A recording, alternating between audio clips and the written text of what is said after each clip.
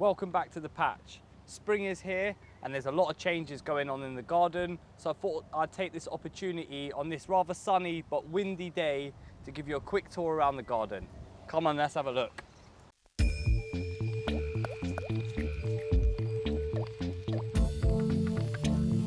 The first big change in the patch is saying goodbye to the mushroom lawn. Taking its place is more no-dig beds, because I've got a very exciting project that I'm working on and I need this space to grow some really interesting heirloom plants. The pond's still here, it survived the really cold winter and it's burst back into life. The marsh marigolds have just finished blooming a couple of weeks ago and they put on a magnificent display just a couple of weeks ago.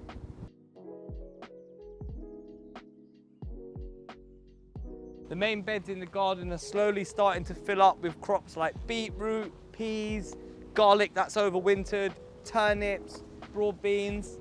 The bed by the shed is now home to 16 different varieties of carrot, but I'm still waiting for them to germinate because I only sowed them a few days back. In the potting shed, we've still got lots of exciting things going on, plenty of things germinating, like these leeks that have been multi-sown and they're ready to be transplanted into bigger pots before they get planted out in around a month and a half's time. Over at the business end of the garden where we've got the polytunnels and the shed, I've installed these two new polytunnels. Now they're not quite the same quality as my big main polytunnel, which is from Premier Polytunnels, but these are going to be able to allow me to grow some really interesting crops inside. Now, these are notorious for being flimsy and easy to blow away, so what I've done is I've dug a trench for this one and I've buried the frame and the plastic just above this bar here. Now, I did this in my old garden in Suffolk and it survived some really serious storms. One storm was so harsh, in fact, that it picked up my greenhouse, threw it across the garden and smashed glass absolutely everywhere. So I'm pretty confident these guys are going to survive this winter when it comes to it.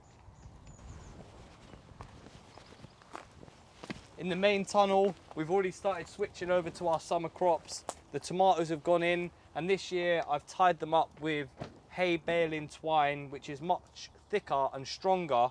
And this is to help combat the tomato plants getting cut by the garden twine that is much thinner than this.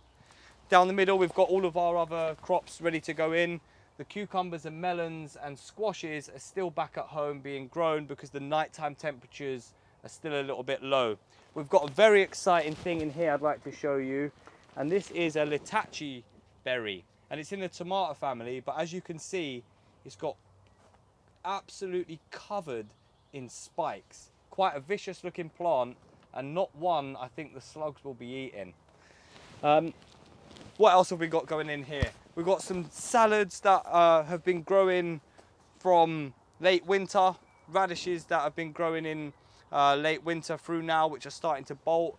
And then we've got all of our chilies, which are growing in 11-litre square pots. Now, the idea is to use these pots along the pathways so I can maximise the growing space, and I can just take the pots out when I need to get into the polytunnel to do some maintenance. So yeah, I'm going to keep a couple of these videos coming throughout the year and try and hopefully do like a monthly or sort of every 6 weeks video of the garden to really document how the garden grows throughout this year. So I hope you enjoyed having a look around the patch, and take it easy until I see you again. Peace out.